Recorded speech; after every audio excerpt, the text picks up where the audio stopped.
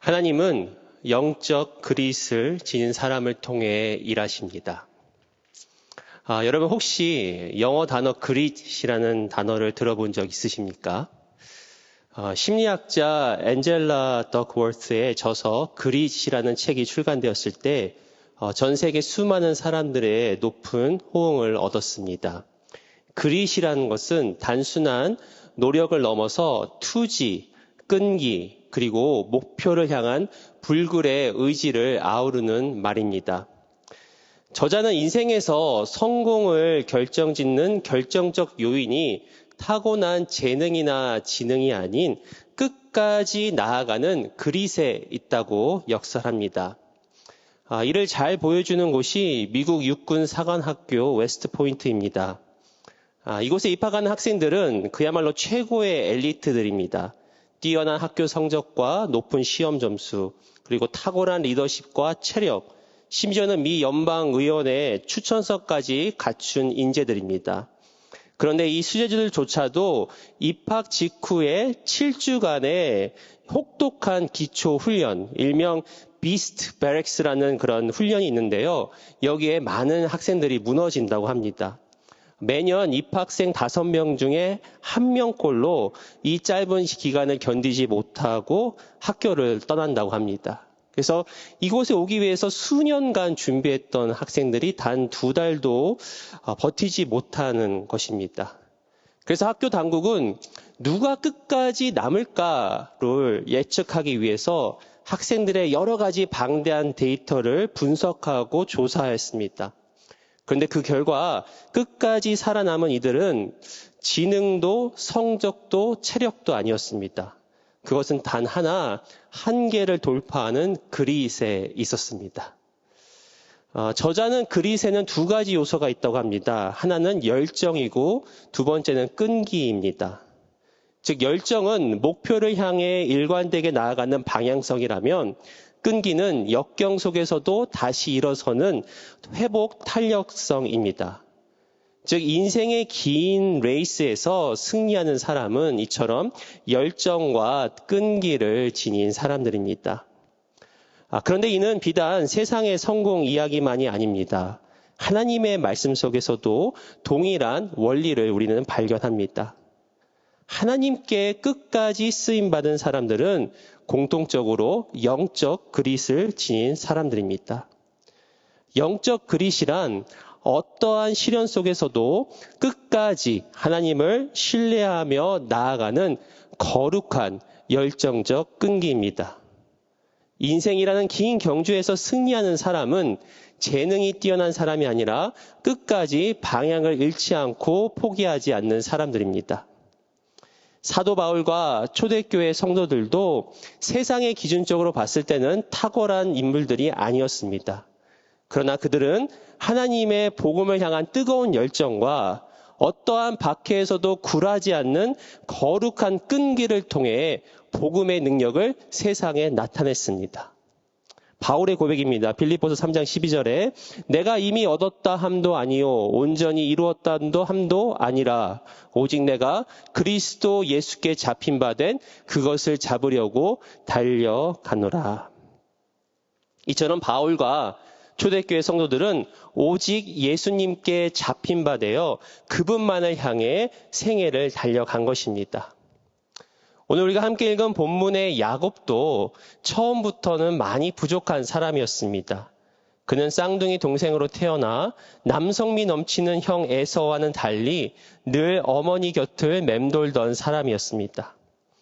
겉으로는 연약해 보였지만 그에게는 장자권을 향한 무서운 집념이 있었습니다. 팥죽 한 그릇으로 형의 장자권을 샀고 또 어머니와 공모하여 아버지 이삭을 속였습니다. 결국 형의 분노를 피해 외삼촌 라반의 집으로 도망칩니다.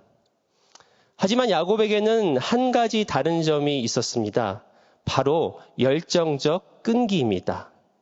그는 라헬을 온 마음으로 사랑하였습니다. 그 사랑을 얻기 위해 라반의 집에서 7년을 기꺼이 헌신했습니다. 성경은 야곱이 7년을 수일같이 여겼다라고 기록합니다. 그런데 여러분도 잘 아시지만 라반의 속임수로 언니 레아를 먼저 아내로 맞았을 때도 야곱은 포기하지 않습니다. 라헬을 위해 다시 7년간을 봉사합니다.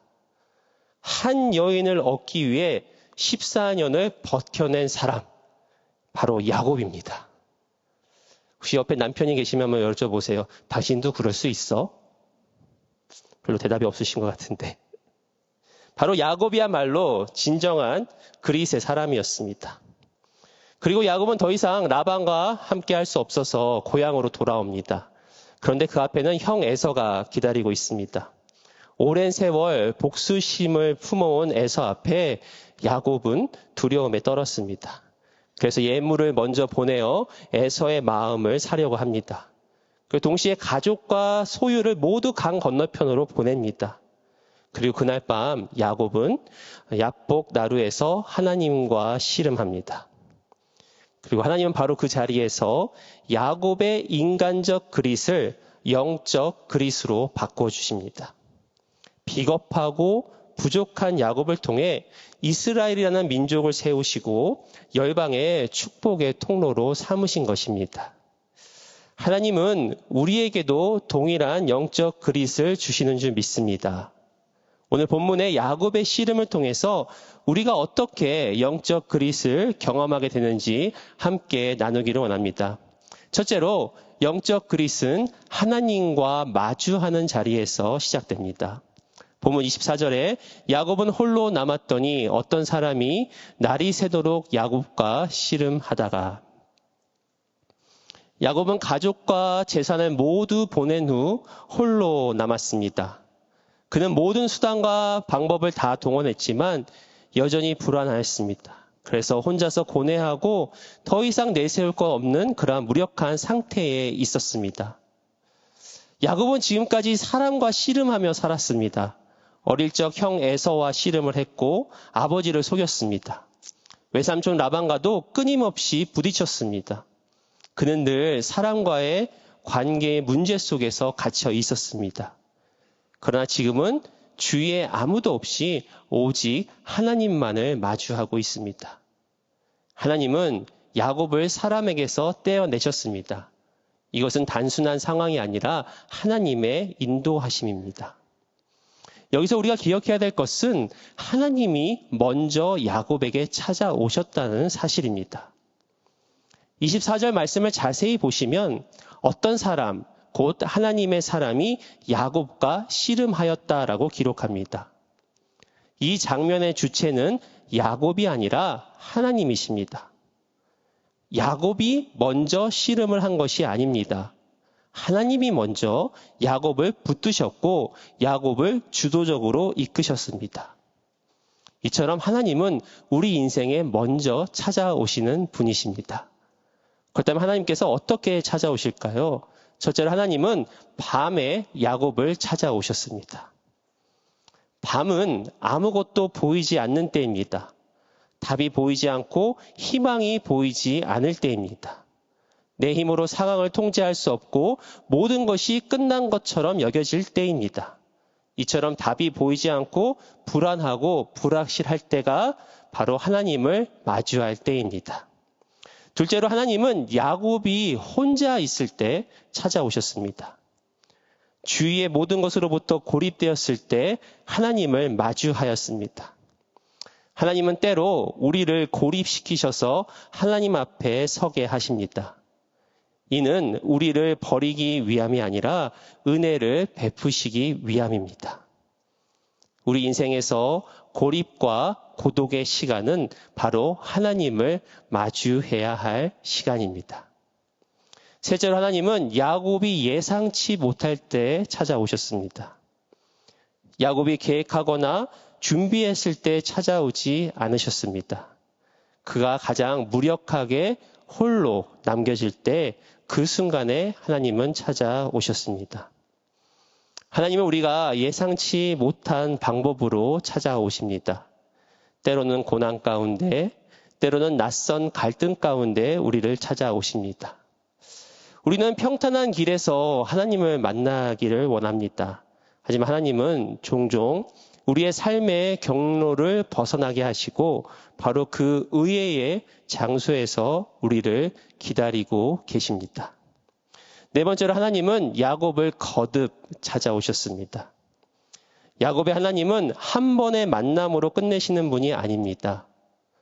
20년 전 빈손으로 도망치던 청년 야곱을 베델 광야에서 만나 주셨습니다. 돌베개를 베고 자던 그날 밤 야곱은 하늘이 열리고 하나님의 언약의 약속을 받았습니다. 그리고 오늘의 사건 훗날 세겜에서의 참담한 위기 앞에서도 하나님은 다시 야곱을 부르셨습니다. 그의 딸 디나가 세겜 사람으로부터 겁탈을 당하고 그의 아들들이 복수로 사람들을 죽입니다. 이에 온 가족이 몰살당한 위기에 처했을 때 야곱은 일어나 베델로 올라가자며 하나님을 마주합니다. 하나님은 다시 야곱을 찾아오심으로 야곱에게 은혜를 베풀어 주셨습니다. 하나님은 우리 인생의 구비마다 거듭 찾아오시는 분이십니다. 하나님은 우리의 위기의 순간뿐 아니라 지쳐 쓰러진 자리에서도 우리를 만나주시고 우리를 다시 일으켜 주십니다. 엘리야 선지자는 갈멜산에서 큰 승리를 거두고도 이스벨의 위협 앞에 깊은 영적 침체에 빠졌습니다. 홀로 광야로 들어가 죽기를 구했던 그가 40일이 지나고 나서야 하나님의 산 호렙에 이릅니다. 그리고 거기서 하나님은 세미한 음성으로 엘리야의 사명을 다시 깨닫게 해주십니다. 혼자 싸우고 있다고 생각한 엘리야에게 바알에게 무릎 꿇지 아니한 7,000명이 남겨졌다라고 말씀해 주십니다. 결국 엘리야는 영적 침체에서 다시 일어나 끝까지 사명을 완수합니다. 우리가 문제와 나약함 앞에 서 있을 때 기억해야 할 사실이 있습니다. 그것은 바로 지금 이 순간에도 하나님이 우리를 마주하기를 원하신다는 것입니다. 하나님의 부르심에 응답하여 주님을 대면할 때 비로소 우리 안에 꺾이지 않는 영적 그릿이 샘솟습니다. 하나님과 단둘이 마주하는 그 자리야말로 영적 승리의 출발점임을 믿습니다. 야곱을 거듭 찾아오셨던 그 하나님이 오늘 우리의 하나님이 되시는 줄 믿습니다. 그러면 우리는 거듭 하나님을 마주하는 자리로 나아가야 합니다. 그곳에서 우리의 유일한 소망이신 주님을 붙잡는 저와 여러분이 되기를 소원합니다. 두 번째로 영적 그릿은 하나님의 은혜를 끝까지 붙드는 것입니다. 야곱은 끈질기게 하나님의 사랑과 씨름을 합니다. 본문 25절에 자기가 야곱을 이기지 못함을 보고 그가 야곱의 허벅지 관절을 치매 야곱의 허벅지 관절이 그 사람과 씨름할 때에 어긋났더라. 야곱은 그 밤에 하나님을 놓지 않았습니다. 얼마나 세게 붙잡았는지 하나님의 사람이 이길 수가 없어 야곱의 허벅지 관절을 칩니다. 예전 성경에는 환도뼈라고 기록되었던 바로 그 부분입니다. 이 붙잡다의 영어 단어 중에 grip이라는 단어가 있습니다. 우리가 이야기하고 있는 grip과 철자와 발음이 비슷한 단어인데요. 우리가 일반적으로 손으로 붙잡는 힘을 악력이라고 합니다. 그런데 나이가 들수록 이 악력이 중요하다고 합니다. 이 악력은 전신 근력, 노화 속도, 심혈관 건강을 예측하는 핵심 지표입니다. 그래서 악력이 강할수록 심장병, 당뇨, 치매, 발병률이 낮아지고 낙상, 부상을 예방한다고 합니다. 그래서 이 악력은 장수 건강의 필수 요소입니다. 근데 이거를 영적으로 해석하면 하나님을 붙잡는 영적인 악력이야말로 우리 영혼의 건강의 필수적인 요소입니다. 그러므로 영적 그릿은 곧 영적 그립이라고 해도 과언이 아닙니다. 야곱이 끝까지 하나님을 붙잡고 놓지 않았기에 그는 살 수 있었습니다. 사람도 아니고 상황도 아니고 오직 하나님만이 해답인 줄 알았기에 그는 끝까지 하나님을 붙들었습니다. 이처럼 하나님을 끝까지 붙드는 힘은 하나님 외에 다른 길이 없음을 알 때 비로소 발휘됩니다. 야곱은 자신의 허벅지 관절이 어긋나는 순간에도 놓지 않았습니다. 허벅지 관절은 사람의 힘의 근원과도 같습니다. 그 관절이 어긋났다는 것은 더 이상 자신의 힘으로 버틸 수 없게 되었다는 의미입니다. 그런데 바로 그때 야곱은 더 강하게 붙듭니다. 자신의 힘으로 붙드는 것이 아니라 아예 매달려 있습니다. 영적 그릿은 강해서 붙드는 힘이 아닙니다. 약해졌기에 더 붙드는 것입니다. 부러졌기에 전적으로 하나님께 매달리는 것입니다. 그때 야곱의 기도가 바뀝니다. 26절 하반절에 야곱이 이르되 당신이 내게 축복하지 아니하면 가게 하지 아니하겠나이다. 야곱은 처음엔 형 에서의 앞에 위기를 피하고 싶었습니다. 문제를 해결하기 위해 간구했습니다. 하지만 그가 하나님과 씨름을 한 후 그의 기도가 바뀌었습니다. 축복하지 않으시면 놓지 않겠습니다. 즉 눈앞에 있는 문제 해결보다 하나님의 축복을 더 간구하게 된 것입니다. 여기서 축복은 단순한 물질적인 복만을 이야기하는 것이 아닙니다. 축복은 본질적으로 하나님과의 생명의 관계입니다. 야곱은 생명의 근원이 하나님께 있음을 알았습니다. 왜냐하면 진정한 복은 하나님이 함께 하시는 복이기 때문입니다. 시편 73편 28절에 하나님께 가까이 함이 내게 복이라. 기도란 문제가 아닌 하나님을 붙드는 데 있습니다. 하나님이 함께 하시면 더 이상 문제가 문제되지 않습니다. 그러므로 기도의 본질은 바로 하나님을 붙들고 하나님 안에 거하는 것입니다. 하나님을 끝까지 붙드는 자에 하나님은 기적을 행하십니다. 맹인 거지 바디메오는 예수님을 향하여 나를 불쌍히 여기소서 소리를 지릅니다. 사람들이 꾸짖고 막아도 더 크게 외칩니다. 자신이 붙잡고 있던 겉옷을 던져버리고 주님께 나아갑니다. 끝까지 부르짖어 결국 예수님을 만나고 눈을 뜨는 기적을 경험하였습니다. 예수님도 불의한 재판관과 과부의 비유를 통해 포기하지 않는 기도를 말씀해 주십니다. 누가복음 18장 7절에 하물며 하나님께서 그 밤낮 부르짖는 책하신 자들의 원한을 풀어주지 아니하시겠느냐. 그들에게 오래 참으시겠느냐. 하나님은 끝까지 붙잡고 기도하는 자를 외면하지 않으십니다. 근데 여기서 우리가 좀 더 깊이 생각해 보면 이 싸움은 사실 야곱이 이긴 싸움이 아닙니다. 하나님이 져주신 싸움입니다. 하나님은 전능하신 분이십니다. 단 한순간에 야곱을 제압하실 수 있으셨고 말씀 한마디로 이 싸움을 끝내실 수 있었습니다. 그런데 하나님은 그렇게 하지 않으셨습니다. 오히려 밤새도록 야곱의 힘에 맞추어 끝까지 상대해 주셨습니다. 야곱이 하나님을 붙든 것 같이 보이지만 사실은 하나님이 붙잡혀 주신 것입니다. 스스로 낮아지셔서 야곱의 손에 붙들리신 것입니다. 사랑하는 성도 여러분, 이것이 바로 은혜입니다. 우리가 하나님을 이길 수 있어서가 아니라 하나님이 우리에게 져주시기 때문에 가능한 일입니다. 끝까지 붙드는 사람에게, 포기하지 않는 사람에게 하나님은 기꺼이 붙잡혀 주십니다. 그리고 그 붙듦 속에서 우리를 축복하십니다.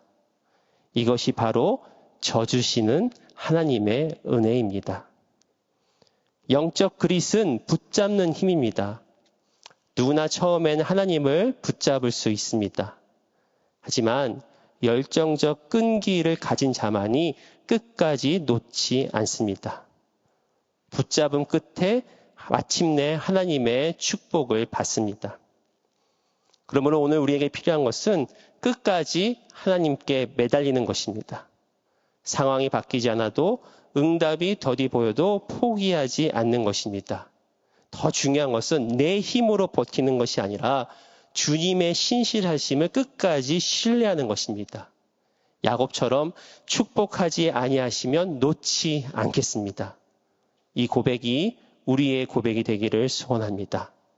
하나님 오늘도 끝까지 매달리는 자를 찾으시며 반드시 은혜를 베풀어 주시는 줄 믿습니다. 세 번째로 영적 그릿의 결과는 나를 변화시키는 데 있습니다.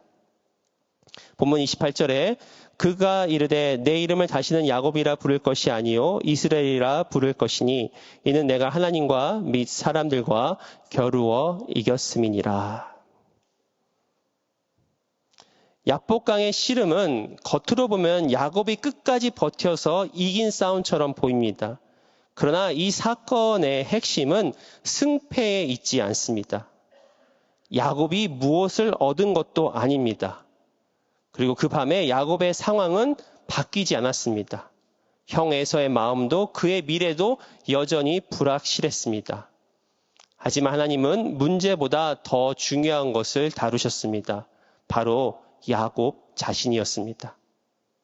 진정한 영적 그릿의 결과는 상황의 변화가 아니라 사람의 변화입니다.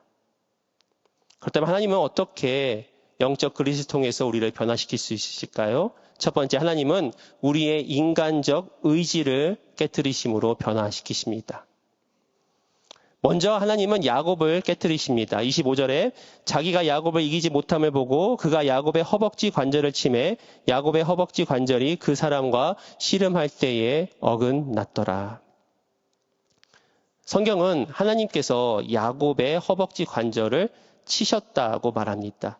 그런데 이 치셨다의 히브리어 단어를 보시면 강하게 때렸다라는 의미가 아니라 영어로는 touch, 즉 닿았다, 만졌다라는 그러한 뜻입니다.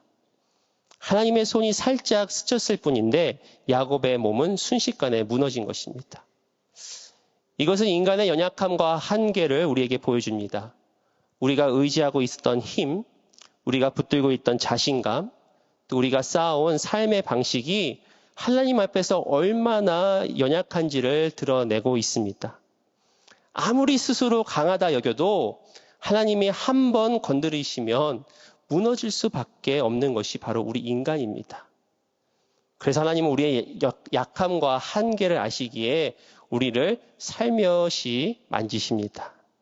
이것이 하나님의 배려이자 사랑입니다. 만약 하나님이 야곱을 진짜로 치셨으면 그는 완전히 나가 떨어지고 말았을 것입니다. 영적 그릿은 내 힘으로 더 세게 지는 능력이 아닙니다. 오히려 내가 끝까지 붙들고 있었던 인간적 끈기를 끊어내는 과정입니다. 야곱은 태어날 때부터 형 에서의 뒷발꿈치를 잡고 나왔습니다. 평생 자기 힘으로 이기려고 했습니다. 그러나 하나님은 그의 허벅지 관절을 치셔서 더 이상 자신의 다리로 설 수 없게 만드신 것입니다. 그때 비로소 야곱은 영적인 거장으로 변화될 수 있었습니다. 하나님은 우리를 더 강하게 만드시기 전에 먼저 우리를 깨트리십니다. 영적 그릿은 내가 강해지는 것이 아니라 내가 약해짐으로써 하나님의 강함이 드러나게 되는 것입니다.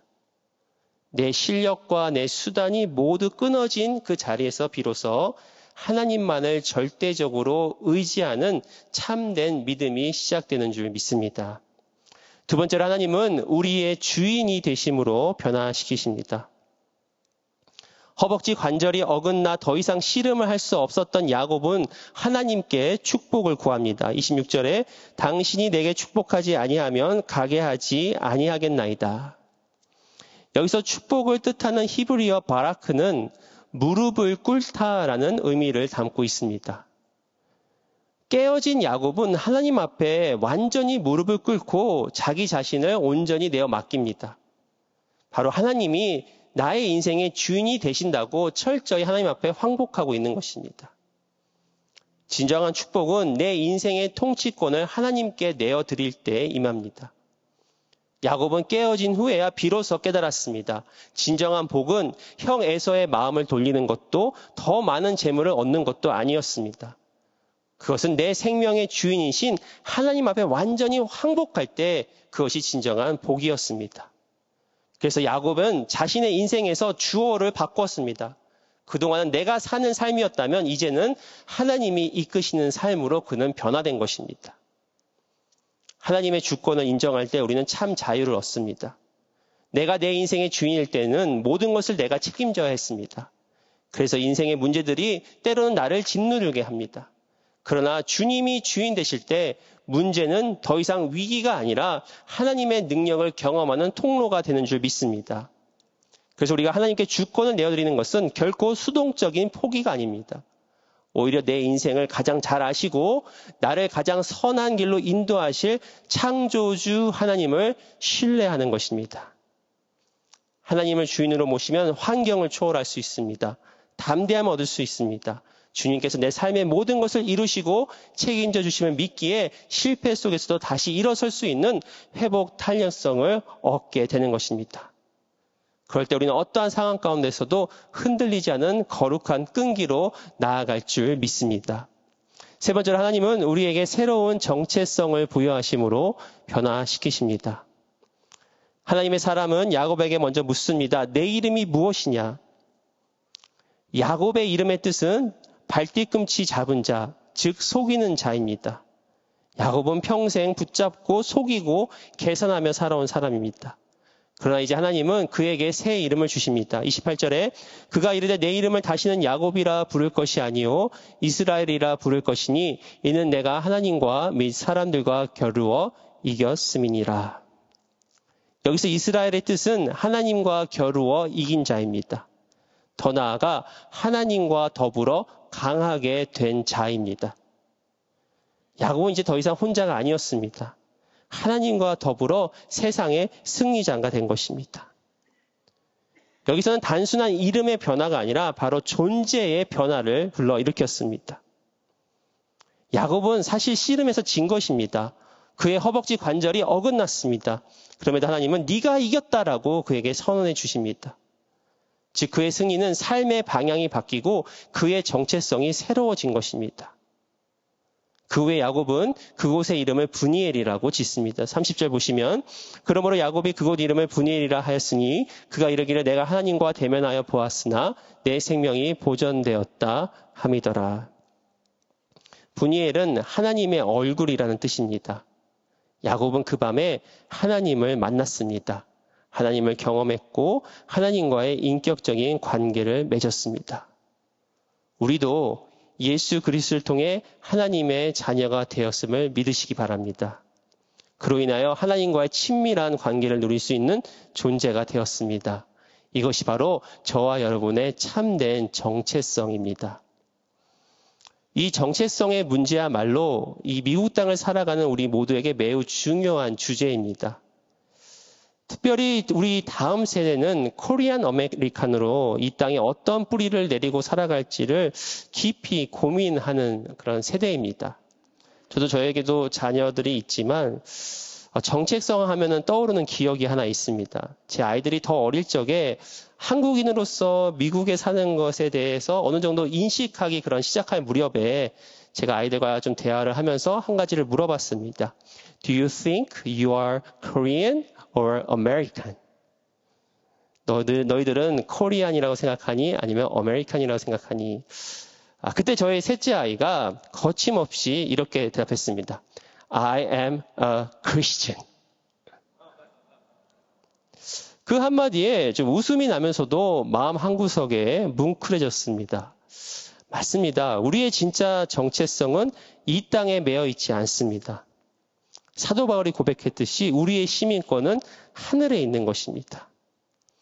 세상은 끊임없이 성적과 배경과 우리가 무엇을 가지고 있는 소유로 우리의 정체성을 증명하라고 압박합니다.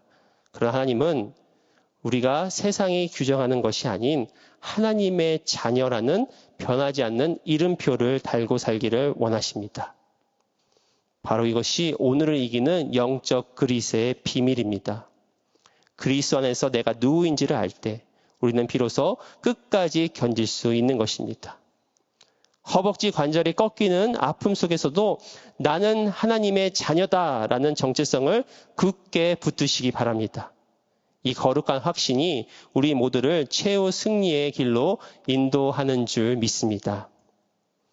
예수님은 십자가에서 거룩한 끈기로 우리를 구원해 주셨습니다. 우리가 끝까지 견딜 수 있는 것은 거룩한 끈기로 우리를 끝까지 사랑하신 예수 그리스도가 계시기 때문입니다. 히브리서 12장 2절, 믿음의 주여 또 온전하게 하시는 이인 예수를 바라보자. 그는 그 앞에 있는 기쁨을 위하여 십자가를 참으사 부끄러움을 개의치 아니하시더니 하나님 보좌 우편에 앉으셨느니라.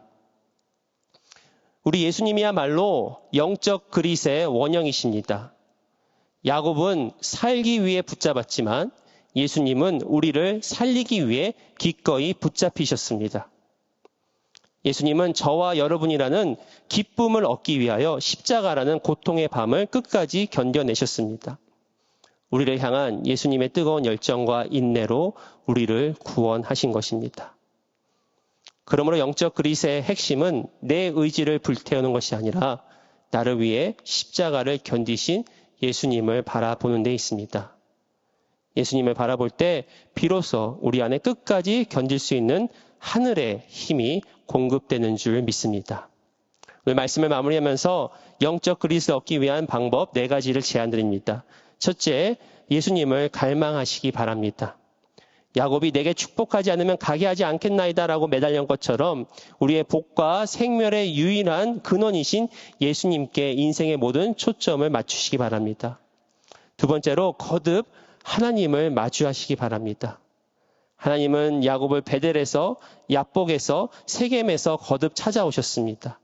우리 역시 날마다 기도의 자리, 말씀의 자리, 예배의 자리를 포기하지 않고 하나님을 마주하는 영적 훈련을 이어가야 합니다. 세 번째로 나를 변화시키는 것에 목적을 두시기 바랍니다. 영적 그릿의 목적은 단순히 내 문제를 해결받는 것이 아니라 어떤 상황에서도 흔들리지 않는 하나님의 자녀라는 정체성을 붙들고 이 땅을 살아가는 것입니다. 그럴 때 우리는 진정한 하나님과 함께 이 땅을 승리하는 자로 변화되는 것입니다. 마지막으로 다시 일어서시기 바랍니다. 하나님은 결코 우리를 버리지 않으십니다. 십자가에 자기 아들을 내어주시기까지 우리를 사랑하신 그 열정이 바로 우리 뒤에 있음을 믿으시기 바랍니다. 실패했을지라도 허벅지 관절이 꺾여 절뚝거릴지라도 다시 일어서시기 바랍니다. 예수님의 그릇이 우리를 반드시 승리하게 하실 줄 믿습니다. 예수님을 바라보며 끝까지 걸어가는 저와 여러분 되시기를 주님의 이름으로 축원드립니다.